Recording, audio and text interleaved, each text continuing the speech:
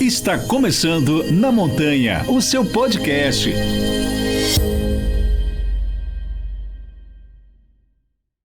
Olá pessoal, bom dia, boa tarde ou boa noite, depende do horário que você está ouvindo ou assistindo a gente. Eu sou o Ailton Zulu e esse é o Na Montanha, o seu podcast semanal. Hoje eu tenho uma convidada muito especial, todos são especiais, né? Mas essa eu acompanho desde que eu iniciei no trail, uma pessoa sensacional como atleta e como pessoa. Ela é formada em Educação Física pela Universidade Mackenzie e pós-graduada em Condicionamento Físico e Nutrição Esportiva. Ela atua na área desde 2001 como personal, é treinadora do Corra Orientado Barueri. Já vem orientando e prescrevendo os treinos de corrida desde 2006 para diversos atletas amadores. Ela é apaixonada por corrida e ela tem mais de 35 anos de experiência e de contato com as modalidades esportivas. Vocês não fazem nem ideia quem está aqui hoje. Ela corre demais. Seja bem-vinda, Miriam Paulino. Muito obrigada, Zulu, pelo esse convite. Fico muito agradecida. Primeira experiência aí de um podcast. E bora aí, né, falar um pouquinho, contar nossas histórias e colocar em prática aí nossas ideias, viu? O que a gente pode contribuir como atleta, como profissional, para cada vez mais fomentar, né, o esporte e não só o esporte no geral, como a gente hoje vai falar muito de corrida, né, seja ela de rua, de montanha, e aí o papel da mulher negra aí dentro das modalidades, né? Legal, muito bom. Eu tô aqui olhando para você e tô sorrindo porque eu coloquei que eu fiz 26 anos de corrida, né? O ano passado, esse ano, em dezembro, eu faço 27 anos. E aí as pessoas começam a comentar, assim você entrega a sua idade, assim você já demonstra que você é de uma geração mais antiga. Aí eu olho aqui que você começou em 1989, quando eu tinha apenas 11 anos. E olho para você, você não aparenta... aparenta até ser mais nova que eu. Quando a gente compara rosto com rosto, aparenta ser mais nova que eu. Não vou perguntar a idade, não vou ser indelicado, mas já que vamos falar sobre um tema delicado, né? Um tema que a gente precisa conversar. Eu acho que é importante sempre conversar. Sim. Eu acho que a gente tem esse dever, né? Mas se tem uma vantagem que nós temos, ou pelo menos a maioria da nossa etnia, da nossa raça tem, é não aparentar a idade, né? Como diria minha mãe, né, os antigos, o preto, né, o negro quando pinta tem 30, né? E quando eu conto essa história de que eu falo, não, já tenho 35 anos de corrida, o pessoal fala, você nasceu correndo? Como que é isso, né? Não, comecei correndo com 13 anos, né? Faça a conta aí. Que é meio delicado, né, falar a idade, mas eu não tenho problema com isso, não, que eu até me orgulho, né, porque a gente tem duas idades, né, a cronológica e a biológica, né, e cronologicamente eu tenho hoje 48 anos, né, e a minha idade biológica, cada um dá aquilo que, né. Eu vou dar, então. Uma garota, pelo que eu vejo correndo por aí, uma garota de 15 anos, né? Ainda está com, vamos dizer, como diz o filósofo, não tem só 2 pulmões, tem 4, né? Pode-se dizer que sim, né? Pode-se dizer que sim. Pelo tempo de treinabilidade, a gente já desenvolveu aí essa parte fisiológica. E é uma realidade, né, Miriam? Porque eu sempre falo para as pessoas, tem algumas pessoas que ficam com vergonha da idade, de falar a idade, tem gente que esconde. Eu falo, gente, esquece a idade do RG. Sim. A idade cronológica, para quem faz atividade física, ela não existe. Ela não existe, porque a nossa cabeça, ela nos beneficia, né, com relação à atividade física, e a gente sempre vai ter esse espírito jovem, a juventude estampada na face. Para quem consegue envelhecer dessa forma, assim, né, de se mantendo. Um dia a ruga aparece, algumas já está aparecendo aqui, um cabelinho branco ali, mas faz parte. Zero botox, por enquanto. Por enquanto, só um creminho de rosa mosqueta. É impressionante, viu, gente? É algo muito impressionante de se ver e de admirar. Eu sou suspeito, né?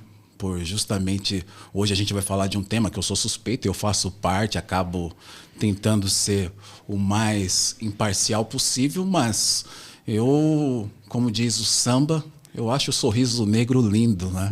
Eu sou um admirador de todas as Como etnias. diria Jorge Aragão, né? Podemos sorrir, nada mais nos impede. Manda bala. Dá pra fugir dessa coisa de pele, vivida por nós, desatando os nós. Quem sabe agora, nem tudo que é bem de fora, né?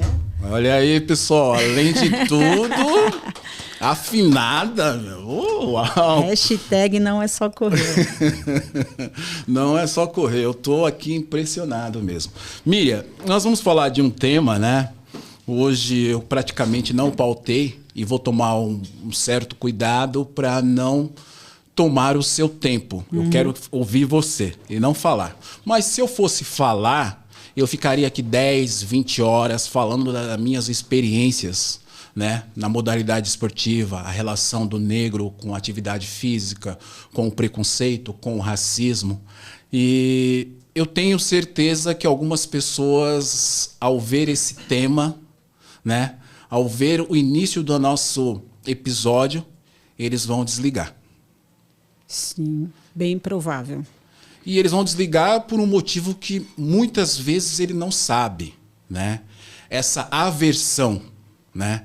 Esse tipo de situação, quando você vê algo que você não gosta e você não sabe o porquê, tem algo, né, ali, vamos dizer assim, retraído, guardado, que muitas vezes a pessoa realmente não sabe. Alguns sabem, mas a questão do racismo, do preconceito, é algo muito latente e muito real no nosso país que nós vivemos. E aí, para passar para você, a gente não tem como separar, né?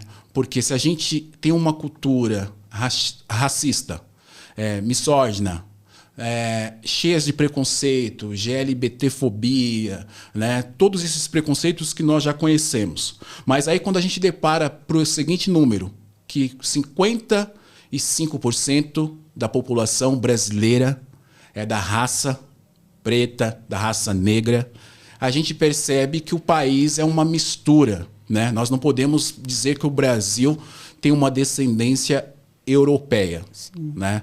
E aí não tem como você separar. Se dentro da sociedade existe esse preconceito, ele acaba às vezes resvalando no esporte. A gente tem vários casos no futebol, em outras modalidades. Eu queria saber de você. Você acha, Miriam, que na corrida de rua e na corrida de montanha existe a questão do preconceito e do racismo em geral? Então vamos lá, Zulu. Eu vou tentar fazer primeiro uma analogia em relação à presença das mulheres negras no esporte. Tá? Se a gente voltar no início do século, lá onde nós tivemos as nossas primeiras mulheres negras brasileiras envolvidas em Jogos Olímpicos, né, no caso de Melana Luz, que foi a primeira mulher negra numa delegação de 81 homens, né, nas Olimpíadas de 1948, aí você pensa, né, lá naquela época, na primeiros Jogos Olímpicos de uma mulher negra brasileira, ela já sofria o racismo, né, e o machismo envolvido dentro de ela foi a única mulher, né? Então aí depois de Melana Luz, a gente teve a Wanda dos Santos, corredora de 80 metros com barreira, né? Então falar um pouquinho dessas mulheres que estiveram, essas negras, né? Essas mulheres pretas que estiveram na frente do atletismo, que eu quero falar, eu falo atletismo porque hoje em dia a gente fala muito de corrida de rua, corrida de montanha, só que são modalidades dentro do segmento atletismo, né? Então eu acho que assim, nós mulheres negras, a gente já sofre o racismo desde o início do século, né? E aí quando a gente pensa em relação ao esporte, na corrida de rua, na corrida, ele é evidente, né? E é evidente uma minoria, sim, de mulheres negras participantes em provas, seja de montanha ou seja de corrida de ruas. Existem dados que mostram que 28% da população negra feminina pratica atividade física. Então, é um número muito pequeno. Eu lembro que quando você me mandou um áudio no Ades, que você fala assim, nós somos a maioria. Realmente, nós somos a maioria Só que dentro da sociedade que a gente vive, dentro do esporte, a gente ainda é a minoria. E por que nós somos essa minoria? Né? Então, quando a gente pensa na questão da prática esportiva, né? Então, a mulher negra, ela busca, através do esporte, uma ascensão financeira, uma ascensão social, que é uma forma da gente se destacar, através do esporte, quebrar barreiras que criam esse preconceito, criam esse certo racismo. Né? Então, eu não consigo assim falar assim, generalizar, porque eu também tenho que entender o que faz com que outras negras não estejam no mesmo ambiente que eu estou. Né? Foi uma das coisas também que a gente conversou por mensagem, no sentido a elitização de algumas modalidades. O próprio atletismo, que era o esporte de massa, que era uma coisa que era formada, a base era formada na periferia. Hoje nós não temos mais essa formação do atletismo de massa nas periferias. Falta clubes, falta entidades, né? Então, acho que com a escassez dos clubes, né? Hoje tem uma ascensão das assessorias, e assessoria é para quem pode pagar. Né? Você tem a sua assessoria, eu tenho a minha assessoria, e toda vez que a gente precifica algo para o negro, isso fica meio que inviável, né? Porque se você precificar para você virar atleta, vai ter ali quem pode pagar. Né? E o esporte, quando ele é amador, no amadorismo, que é para crescer, fomentar isso na periferia, a gente consegue trazer a nossa raça, né, para mais próximo e ampliar esses horizontes. Né? Então, o que eu, praticamente, eu consigo dizer assim, eu sempre fui criada na periferia, né, de Barueri, então eu cresci através do esporte, e o esporte ele foi me abrindo portas, e à medida que ele foi me abrindo portas, ele foi quebrando algumas barreiras do racismo. Né? Então, assim, existe uma diferença muito grande, que eu falo que o racismo no Brasil ele é social.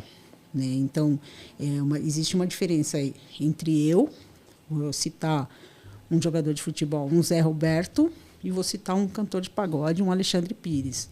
Então, para a sociedade, o racismo ele é mais amenizado para o Zé Roberto em relação a mim, e mais amenizado para o Alexandre Pires em relação à Miriam. Quem que é a Miriam? A Miriam é a Miriam. Agora, R7, todo mundo conhece. Então, assim, eu fiz através do esporte. Minha adolescência toda, sempre sofri racismo na escola. Né? Então, a gente tinha um racismo mais acentuado. Né? Neguinha do cabelo duro, pretinha, não sei do quê. Né?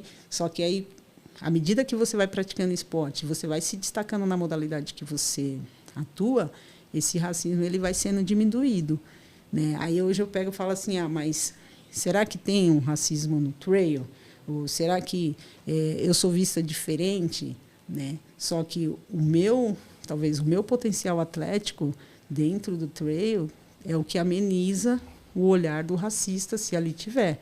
Entendeu? E por que eu estou lá? Porque eu quero estar lá.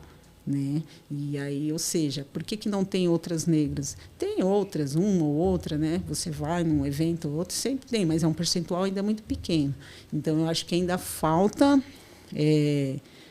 condições socioeconômicas para o negro se destacar em diversas, seja modalidade ou qualquer outra coisa do âmbito nacional, seja trabalho. Né? A gente ainda nós somos a minoria em diversos segmentos. Né? Muito legal. Te ouvir é muito especial. E aí vai me surgindo várias perguntas durante esse período. Você acha que o fator principal é socioeconômico para ter essa minoria ainda nas modalidades esportivas? Sim. Ele para mim, sempre eu sempre visualizei essa questão. Eu acho que por que o atleta busca o esporte? porque ele vai em busca de patrocinador. Quando você pratica o esporte, você está visando ser alguém de talento lá na frente, você ter condições financeiras para subsidiar sua família, seus irmãos. E aí o esporte esse é o papel do esporte, agarrar fundos para que esse atleta possa se desenvolver financeiramente, né? E aí, ou seja, infelizmente, o racismo no Brasil, para mim, ele é totalmente social, porque eu acho que ninguém nasce racista, né? As crianças não nascem racistas, elas aprendem ao longo do desenvolvimento da vida dela, por falta de alguma educação familiar, e elas desenvolvem esse racismo, né? E eu acredito que a gente está sempre buscando ser pessoas melhores, porque é como o Mano Brown sempre falava, né, cara? E a gente tem que ser 10 vezes melhor naquilo que a gente faz. E mesmo hoje eu tendo um posicionamento dentro da sociedade como personal, trabalho com uma classe social mais alta, tenho meu desempenho atlético, então todos os dias eu tenho que matar um leão, né? Porque a gente sofre. E só quem a gente que é negro, preto, a gente sabe como isso nos afeta psicologicamente. Então a gente tem que todos os dias ter um mindset, trabalhar isso e não se vê, né? Porque às vezes esse final de semana eu estava num evento grande e só tinha eu e mais uma negra, né, no evento. Então aí você bate aquele caramba, né? Mas você tem que saber lidar com isso e crescer, entendeu? Porque você tem que sempre ver, fala assim, o que é o meu potencial, no que eu sou forte, no que eu sou boa. E é isso, ter orgulho de ser quem você é e o que eu posso, através do que eu sou, transmitir para que outras pessoas negras, mulheres negras, né, pessoas pretas, possam cada vez mais se engajar, tanto na sociedade quanto em qualquer outra modalidade esportiva. Legal. Desculpa por ter atrapalhado um pouco você. Imagina, eu sou emotiva também. Mas é que, como diz Faustão, passa um filme na nossa cabeça. Nem... E quando eu penso, né, em algumas situações, não tem como controlar e ser totalmente racional. Eu me considero hoje muito mais forte, né? Eu sou uma pessoa que consigo me defender muito bem, tenho argumento, e se precisar, dependendo da situação, se o argumento não for suficiente, eu tenho um tamanho e força suficiente para resolver de uma outra maneira. Eu nunca precisei. Sim, sim.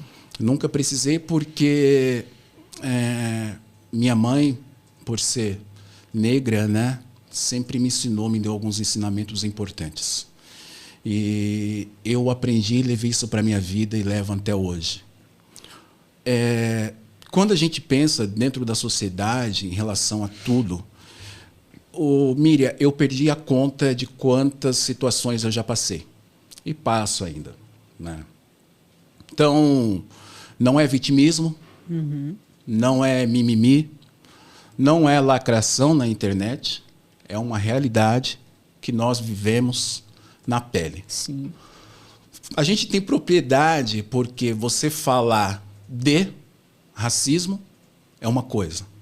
E você falar do racismo é outra coisa diferente. Essa mudança, nessa pequena palavrinha, ela é interessante, porque falar de é quando você está fora. Sim. E aí você pode ter qualquer tipo de opinião. Mas falar do é quando você está dentro. E quando você está dentro, você tem propriedade e tem vivências, e vivências que muitas vezes não foram boas. Em relação a racismo, a misoginia, a LGBTfobia, quem tem essas experiências não são normalmente experiências boas. E eu lembro da primeira vez que eu percebi que o mundo ia ser bem diferente para mim. Eu era garoto, tinha 14 para 15 anos, estava saindo do Sesc Consolação, descendo na rua com 2 amigos. E ali é um bairro, vamos dizer, nobre, né? Classe média. E eu passava em frente a uma casa, tinha 3 crianças brincando, crianças mais ou menos de 6 a 7 anos. E quando elas olharam para mim, uma apontou e falou assim: olha, fulana, o macaco. E aí meus amigos começaram a rir, né? Naquele momento eu fechei a cara e pensei, a vida não vai ser fácil. Mas eu não posso recuar. Sim. Eu vou ter que estar sempre em pé. E mais do que nunca, a nossa luta é para mostrar para as pessoas que nós não temos diferença nenhuma. Nós somos iguais. Iguais aos brancos, aos amarelos, que são do Oriente, né? Nós somos iguais a qualquer pessoa. E quando eu vou voltar para a questão das modalidades esportivas, e você falou, esses dados a gente tem. O negro, ele ganha até 43% a menos que um branco nos cargos de expressões média para cima, né? Então existe essa diferença também em relação às mulheres. Esses dados também são reais. As mulheres ganham menos que os homens fazendo a mesma função, que é uma briga eterna. Acabou de passar pela Câmara essa PL e ela foi recusada porque eles queriam equiparar o salário de mulheres com homens quando fazem a mesma função. Sim. E aí os nossos deputados, excelentíssimos deputados, não aceitaram a PL, mas não aceitaram porque lá é predominância masculina, machista, né? E é um absurdo quando você pensa. E quando a gente pensa em modalidades esportivas, você falou que o esporte te abriu as portas. Mas se a Miriam Paulino não fosse treinadora, se a Miriam Paulina fosse uma pessoa comum dentro da sociedade, você conseguiria ter participado de tantas provas, ter viajado o Brasil, o mundo, praticando a sua modalidade?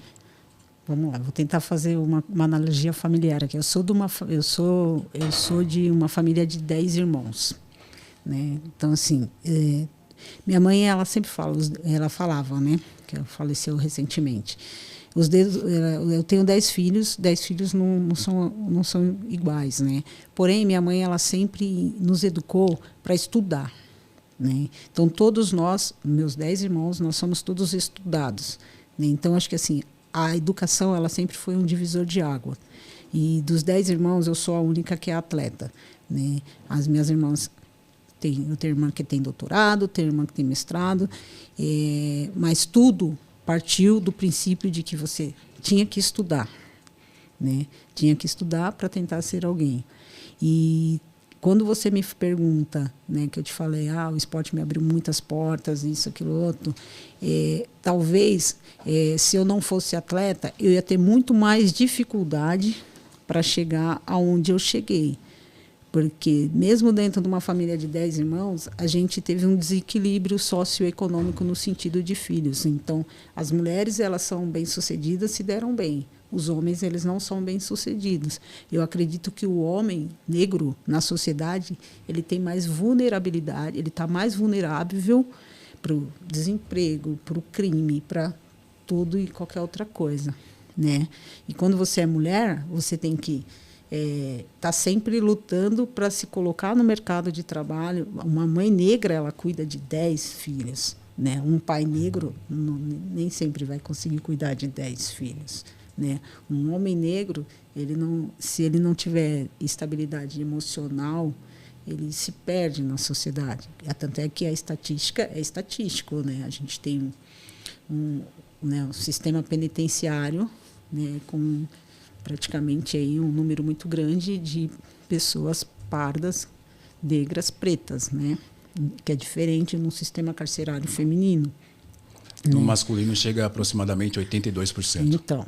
Então é muito grande. Então, acho que assim, se não fosse o esporte, eu acho que talvez eu acho que eu teria galgado, por as minhas irmãs são mais velhas do que eu, talvez eu teria galgado o mesmo caminho delas do estudo, porque eu sempre tive como premissa, a minha vida sempre foi estudar, trabalhar e treinar. Se em algum momento da minha vida eu não pudesse treinar, o trabalho e o estudo eu nunca largava. Então, já teve clubes que falavam assim, larga o trabalho, só corre. Eu não tinha perspectiva de futuro só com a corrida. né? Nunca tive patrocinador, nada. Então, eu sempre fazia paralelo. Estudo, trabalho e treino. Até hoje, eu sou assim, estudo, trabalho e treino. Então, se eu não tivesse no mundo dos esportes, eu estaria estudando e trabalhando. Legal. E principalmente, né, Miriam, o fator mulher já é algo que desperta uma certa desvantagem dentro da sociedade.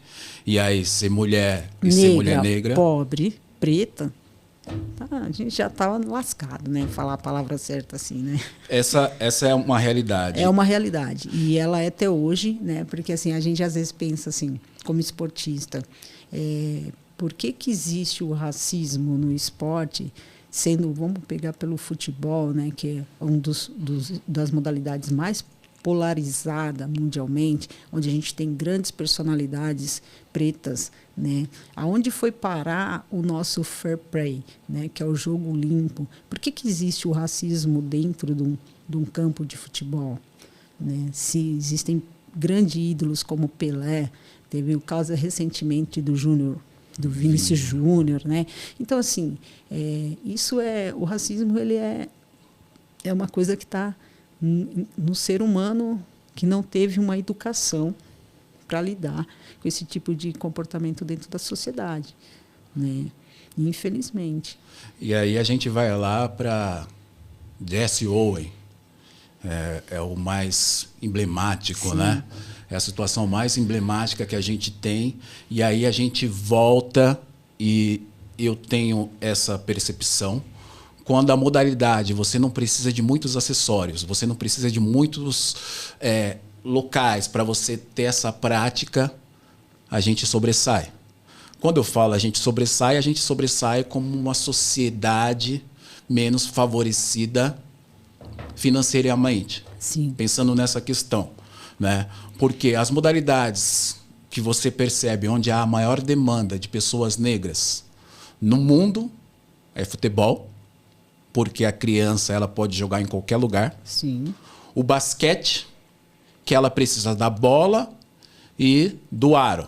Mas se não tiver o aro, eu já vi muita gente jogando basquete sem o aro, sim, na rua. Joguei muito basquete. Então, assim, se você pegar as outras modalidades, natação, tênis, vôlei, handball, se você for enumerar essas modalidades, você percebe que há uma discrepância muito alta, e essa equalização ela nunca vai equiparar, porque existe uma questão financeira, sim, existe uma questão da base da pirâmide. Base da pirâmide. E eu acho que, assim, dentro dessa analogia, se a gente não tomar cuidado, o próprio atletismo, que deveria ser trazer a galera da base, a galera da periferia, porque a corrida de rua em si ela ficou gourmetizada, né? Então hoje ela não é mais acessível da forma que era antes. Cadê os clubes? Cadê o trabalho de base? Então assim, a gente ainda sempre vai bater nessa tecla do social, do financeiro, né? Porque o negro, para ter ascensão na sociedade brasileira, ele precisa, eu falo, a criança, né, vamos começar aqui, a criança negra, para ter essa ascensão, ela precisa estar inserida no esporte que promova, que ela possa se promover financeiramente e ter uma estrutura melhor para que ela possa ser uma pessoa financeiramente mais resolvida dentro da sociedade e ganhar respeito e respaldo, né? Eu estou lembrando aqui, né? Eu vi outro dia uma pessoa falando e é uma verdade. O dia 13 de maio ele é emblemático, né? Porque a princesa Isabel ela vai lá e com uma assinatura assina a Lei Áurea e estamos todos livres. Ela deu uma de Ponto Pilatos, né? E aí o que ele fala? Ele fala assim: a questão não é o dia 13 de maio, é o dia 14, onde aquelas pessoas estavam livres, mas elas não tinham casa, não tinham emprego e não tinha comida. Eu quero que vocês prestem atenção nessa questão. Não tinha casa, não tinha emprego e não tinha comida. Vocês estão livres agora. Vocês podem ir para onde vocês quiserem ir. Não é a liberdade que vocês queriam? E aí se você conseguir fazer essa reflexão de como ficou a nossa descendência lá no dia 14 de maio, você vai entender por que até hoje a questão socioeconômica das pessoas negras pretas ainda está abaixo da média mundial. Sim. Porque se você pega uma pessoa hoje, coloca ela no mundo e fala assim, você vira ela sem estudo, sem casa, sem nada, o que ela vai fazer? Vai pegar lata, vai pegar papelão, vai tentar vender alguma coisa, e aí não sobra tempo para algo fundamental que você falou, que pode ser a diferença para a gente tentar equiparar isso. A educação. A educação.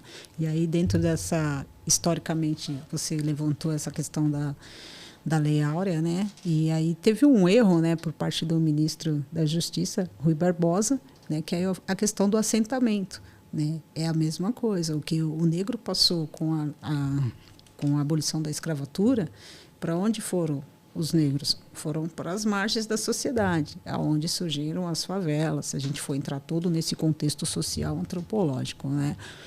E aí, hoje, na sociedade, é a mesma coisa, né? Se você tira o negro do sistema carcerário e a sociedade ela não estrutura, não dá um trabalho, o negro vai ficar às margens também, está lá na rua, mendigando, essa coisa toda. Então, assim, a gente sempre, toda vez que eu for falar da questão do racismo, a gente tem que sempre linkar, fazer essa analogia desde o processo da abolição da escravatura, né?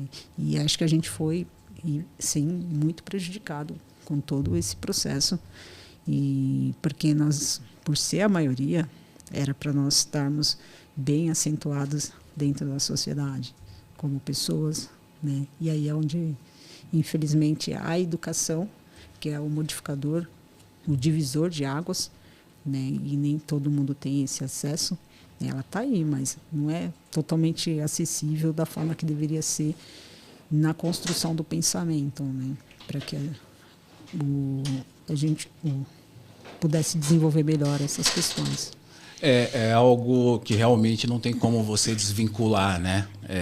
Quando eu penso na minha mãe, Dona Terezinha, mulher negra, preta, que é analfabeta, não teve condições de estudar. O pai dela, seu João, negro, também não estudou. E aí você vê como que vem o enraizamento de uma geração, né? De toda uma árvore genealógica. Sim. Como que a minha mãe vai me orientar ou me direcionar para poder estudar, para fazer algo diferente, quebrar isso, né? Então, você vê como que é algo muito recente, né, Miriam? Sim. Eu estou falando aqui da geração do meu avô, da minha mãe e da minha geração. Você sabe onde que isso foi quebrado? Na minha geração. Então, eu estou falando de 45 anos atrás, para cá. E por que isso foi quebrado? Porque a minha mãe, ela incentivou, o meu pai incentivou, direcionou? Não. Na verdade, foi por iniciativa e por vontade de perceber o que você percebeu. Que só eu iria conseguir um espaço dentro da sociedade, em um local fora das margens, se eu tivesse estudo. Se eu tivesse estudo, eu poderia falar com qualquer pessoa da mesma profissão, com argumento, com fundamento e com a ciência. Então, isso equipara. Quando a gente traz essa questão, conhecimentos, não se há diferença nenhuma. Mas há uma diferença no olhar, né? Outro dia eu vi um estudo às cegas de uma empresa, né? Não foi no Brasil, e aí mandaram os currículos das pessoas, né? Mandaram os currículos. Esse eu já vi 2 estudos, com mulheres e com negros. E você tinha que escolher o profissional pelo currículo. Quando as pessoas escolhiam a pessoa sem saber quem era, o percentual de negro foi maior. Quando o currículo vinha com a foto, o percentual de negro foi menor. Então, é algo que a gente percebe, né? Isso dentro das modalidades, você olha... E aí, quando você falou para mim sobre as mulheres negras na corrida, eu falei, caramba, verdade. Eu conheço pouquíssimas. Homens ainda eu conheço alguns, né? Mas a elitização, a questão do valor da inscrição ela acaba distanciando as pessoas que têm a classe social mais baixa e, por coincidência, vai cair com aqueles que lá no dia 14 de maio não tinha emprego, não tinha casa e não tinha terra. Exato. Né? Exatamente. E aí eu falo isso para as pessoas. Eu, quando garoto, eu ia assistir os jogos do Corinthians aqui no Pacaembu. Era acessível. Até que eles mudaram, fizeram uma arena. E aí eu li um artigo outro dia. Eles chamam de... as arenas, ela se tornou algo elitizado. E eles, de certa forma, levaram um branqueamento para o futebol. Pergunta para mim, depois que aconteceu essa mudança, quantas vezes eu fui nos jogos? Eu ia sempre nos jogos do Corinthians. Por quê? Eu estou falando de Ailton Zulu, que tem uma condição financeira razoável. Né? E tem uma paixão por um time. E tem um filho também que é apaixonado por futebol. Poderia a gente... Só que você precisa ser sócio torcedor ou vai pagar R$200 no ingresso. Sim. Quem que tem condições de pagar R$200 assim? Ou você vira, ali a gente chama de venda casada, né? Ficar ali refém do clube, sendo sócio torcedor, né? Dando dinheiro para os caras. E aí, para compensar essa mensalidade que você vai pagar, você precisa estar presente praticamente quase todos os jogos, para você tirar esse valor do desconto do ingresso para custear a sua mensalidade, né?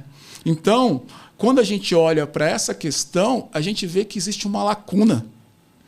Existe um buraco tão grande. E aí eu escuto muitas pessoas, eu escutei essa semana um pastor falar que é contra as cotas para negros e para indígenas. Mas os indígenas e os negros, eles vão cair na mesma situação que você falou.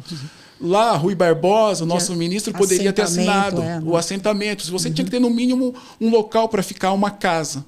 Isso é o que fala a Constituição no artigo 5. E quando você não tem essa condição, você vive às margens, como que você vai chegar na parte média da sociedade? E aí a gente percebe, você com mais de 35 anos de experiência na modalidade, eu quero te perguntar, o olhar dos patrocinadores sobre as pessoas da raça negra.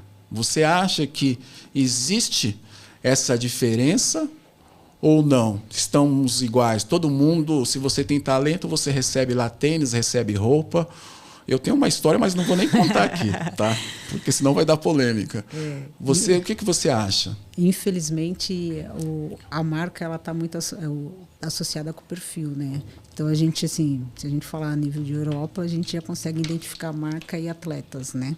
Então você pegar e falar assim, lá fora, não sei se eu posso falar nome de marcas. Pode, fica então, à vontade. Lá fora, Nike, Adidas é do preto para o preto, né? Então a gente tem muito disso lá fora. Aqui no Brasil, eu percebo que, infelizmente, não existe marcas associadas à raça negra.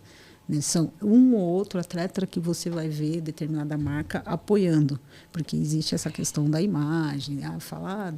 A imagem ela não corresponde ao o objetivo da marca, essa coisa toda. E aí eu vejo que, né, recentemente, né, esse ano parece que foi o ano que todas as marcas invadiram o mercado brasileiro da corrida de rua e resolveram trazer novos rostos, mas devido também, acredito, pelo esse grande marketing digital de blogueiragem.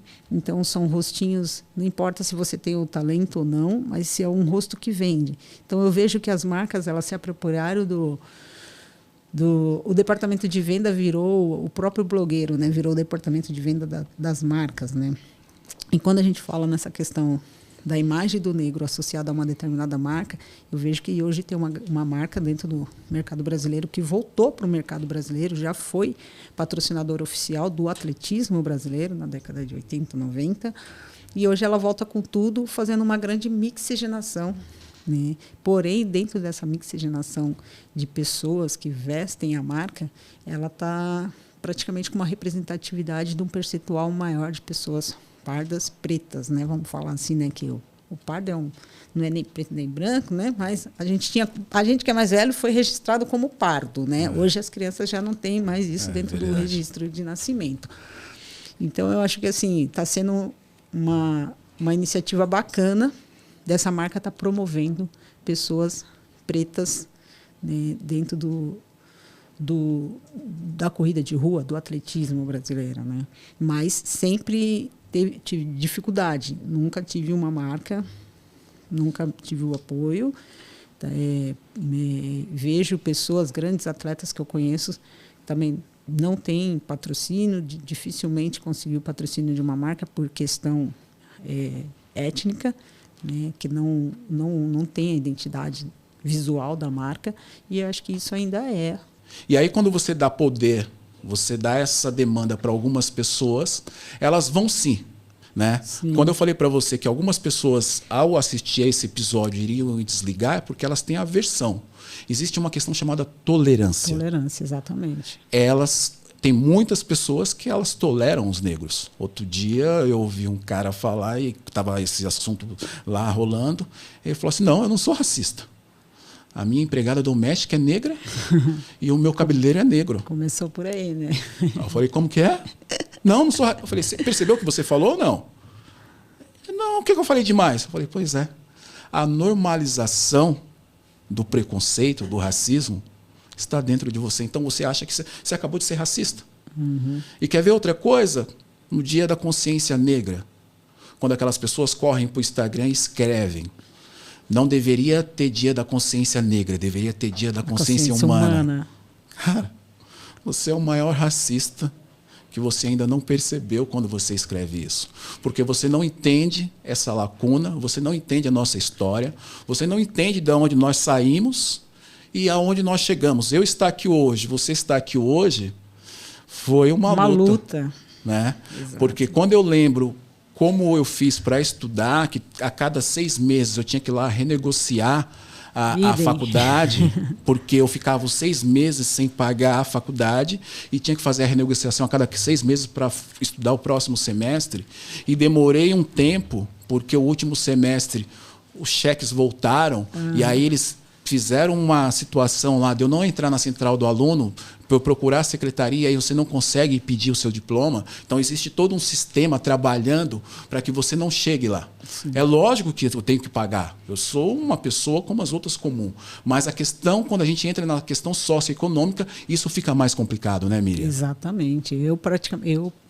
Dentro dessa vertente de estudo, eu iniciei minha primeira faculdade em 1996, em Sorocaba. Então, eu me deslocava de Barueri para Sorocaba, treinava no SESI de Votorantim e era assim, era acessível, porém tinha esse sistema de semestral, você tinha que renovar a mensalidade. E aí eu lembro que eu passei muito perrengue nessa faculdade, porque tanto é que eu nem concluí ela lá, porque toda vez que ia renovar, tinha burocracias que se você não fizesse a renovação semestral, você tinha que prestar um novo vestibular, e para mim isso era uma incoerência, você já faz parte da instituição, então eu tive que passar por um novo processo de vestibular, e eram só 50 vagas. Aí eu lembro que eu passei em 51, já mesmo estando no 3º semestre, aí não quiseram me dar a vaga, aí teve um dia que eu... Chega. Eu estourei, falei, não volto nunca mais aqui. Aí eu encerrei, né?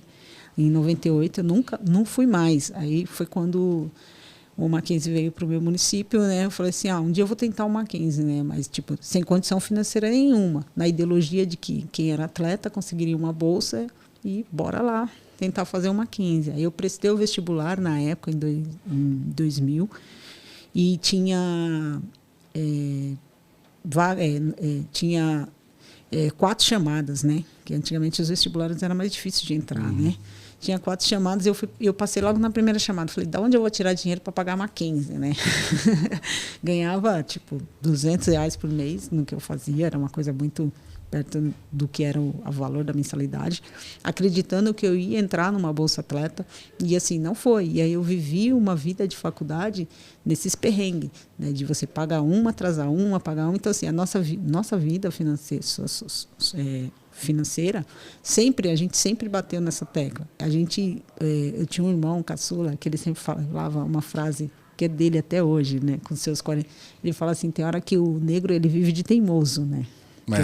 A gente vive de teimoso, né? Então, assim, mas só que hoje, se a gente reverter essa frase, a gente é movido por uma força que nos permite prosseguir. né? Então, a gente sempre tem uma crença, tem uma palavra de uma mãe que já falou para você lá atrás, quando você era criança. Então, assim, tem coisas que você se fortalece. A gente tem que estar toda hora dando porrada, matando um coelho a cada dia, né? Um leão a cada dia, né? Então, esses processos que envolvem valores, tudo que envolve financeiro, para o negro é muito difícil. É verdade. Dentro de todo um contexto, né? Existe todo um contexto. As pessoas, elas conseguem olhar de forma muito superficial. Muito superficial. Né? Muito e aí superficial. fazem um julgamento que não é real. E a gente tem que lidar com isso. Eu aprendi que para falar sobre o tema, eu tive que estudar muito, mesmo sendo negro. Mesmo sendo negro, porque às vezes a gente se depara com negros com muito mais conhecimento nessa questão social, política, econômica, que hoje tem muitas pessoas com posicionamento forte dentro da sociedade, levantando essas questões, né? E aí, às vezes, tem negros que se perdem na sua própria história, né?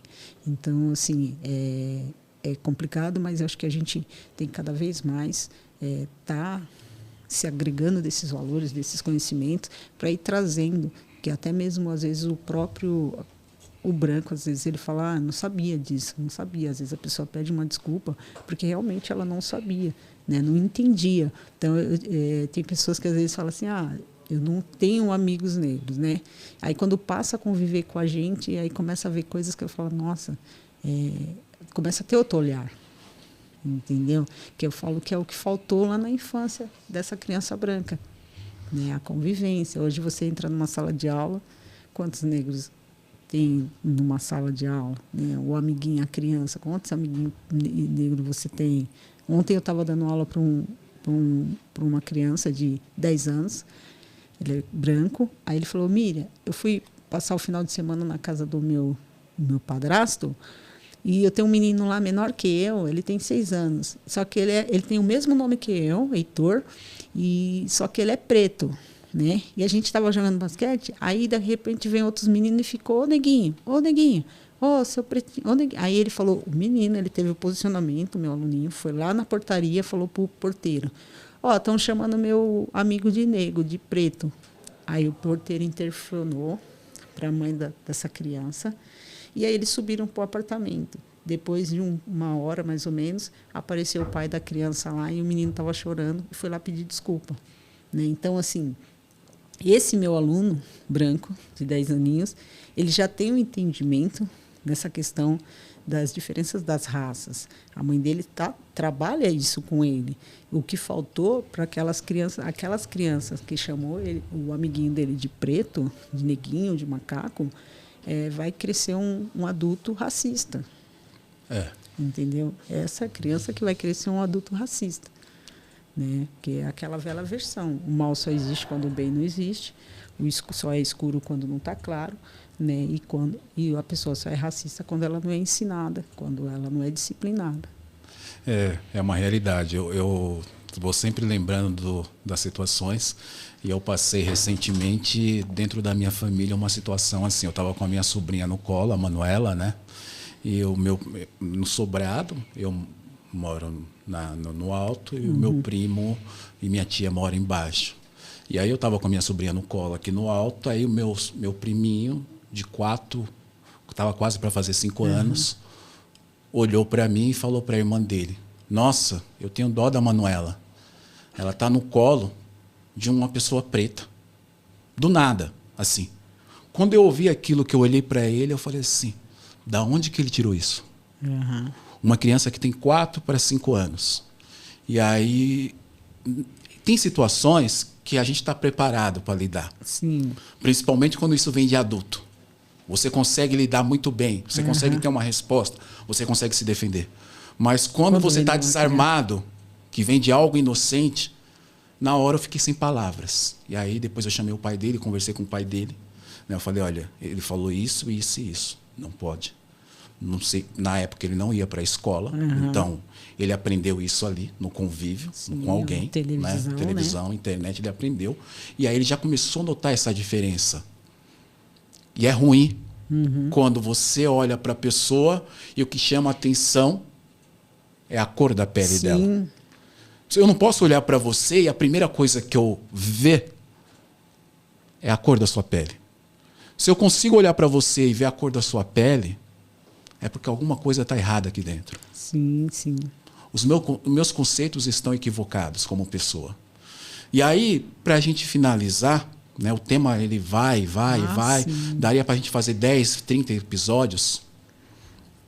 Eu sempre abro as redes sociais, e lembrando que a gente tem 50, quase 56% de pessoas negras no Brasil. Se você for colocar as pardas, né, que são os que não se consideram negros, né, esse percentual aumenta. Quando você abre as redes sociais e você vê grupos que eu olho e não vejo nenhum negro, né, nenhum preto ali no círculo de amizade, e são sempre as mesmas pessoas, eu falo assim, cara, será que esse cara está na Europa? Será que... né? E elas não percebem isso, a gente percebe porque a gente se identifica. E aí você falou da escola, o meu filho, ele está no 3º ano do ensino médio, ele estuda numa escola particular desde o berçário, né? Pergunta para mim, quantos pretos tem na escola? Estou falando da periferia. Eu não estou falando de área nobre, não. A escola é na periferia de São Paulo. Só que você precisa do quê? A escola está cercada por uma sociedade preta, negra.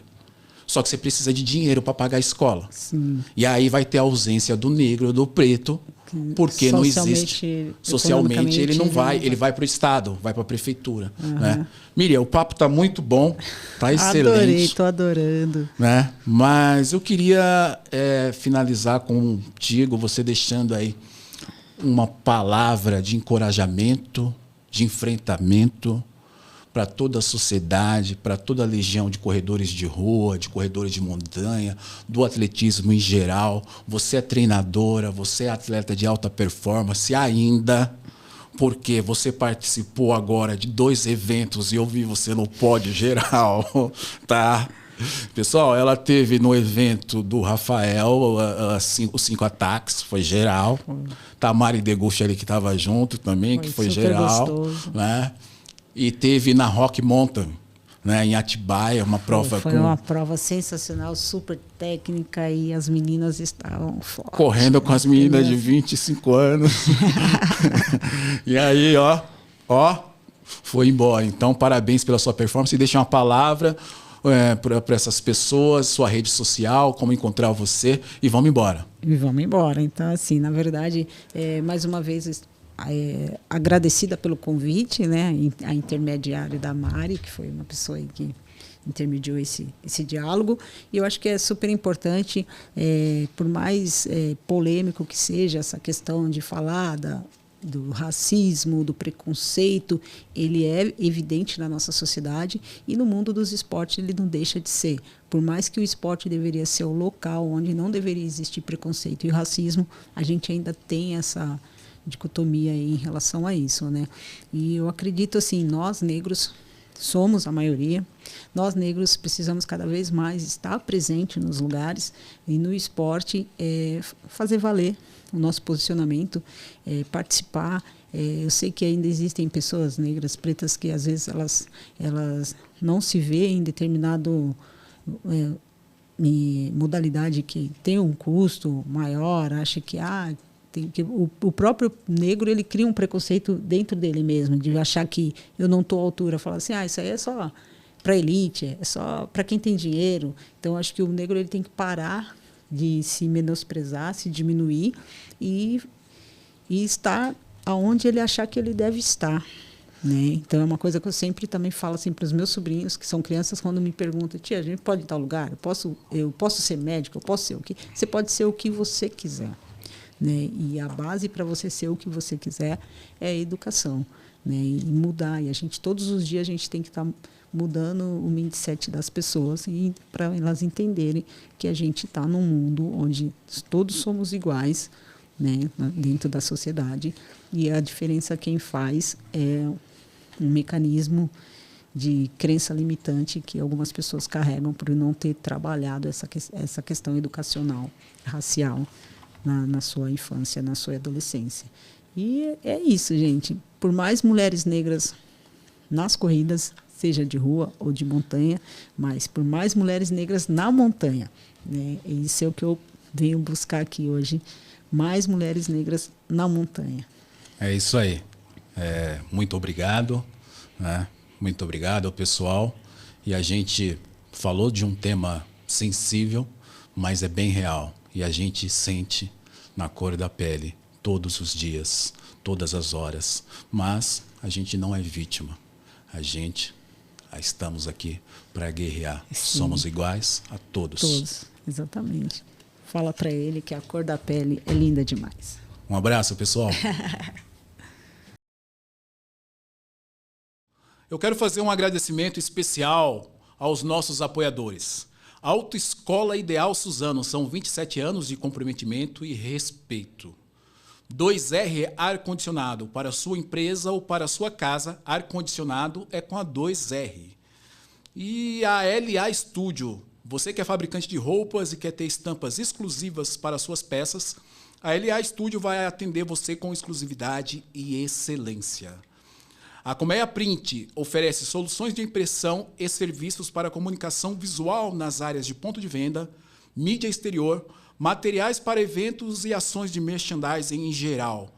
Oferecemos assessoria no desenvolvimento de peças de campanha nas diversas mídias, suportes, acabamentos e tipos de instalações que esses segmentos necessitam.